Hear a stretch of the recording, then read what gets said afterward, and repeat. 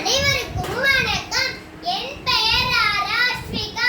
நான் 5ஆம் வகுப்பு படிக்கின்றேன். ஆன்றோர் நிறைந்த சபையில் அறிவுசார் ஆசிரியர்களுக்கும் அன்பு மாணவமணிகளுக்கும் என் முதல் கண்வணக்கத்தை தெரிவித்துக் கொள்கின்றேன். பிறந்து சிறந்த மொழிகளிலே சிறந்தே பிறந்த தமிழ் மொழிக்கு வாழ்த்துக்கள் சொல்லி ஆரம்பிக்கின்றேன். இந்த தலைப்பை என்னை சிந்திக்க வைத்தது. எதற்காக இந்த தலைப்பு? சிந்தித்த பின்புதான் புரிந்தது.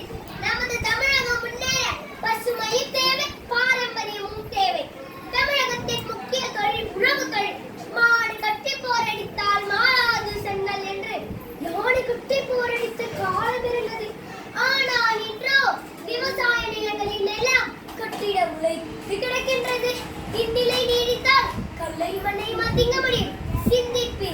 நாம் என்ன செய்யலாம்? மரங்கள் நட்டு வளர்க்கலாம், நெகிழி தவிர்த்து துணிப்பைகள் பயன்படுத்தலாம், விவசாயத்தை காக்கலாம். தமிழர் என்ற ஒரு இனம் உண்டு, தனியே அவருக்கு ஒரு குணம் உண்டு என்றார் நாமக்கல் கவிஞர்.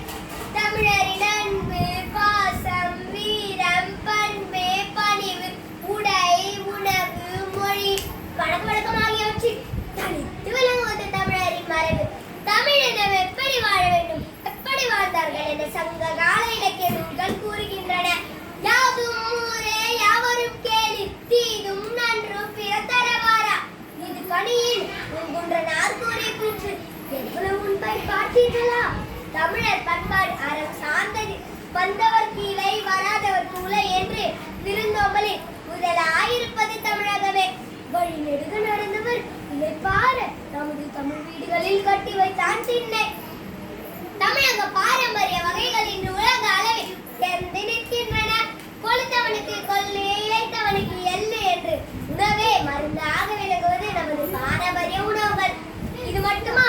கட்டிடக்கலை, சிற்பக்கலை, நாடசாஸ்திர கலை இவையெல்லாம் மேம்பட்டுள்ளது. பரதநாட்டியம், மயிலாட்டம்,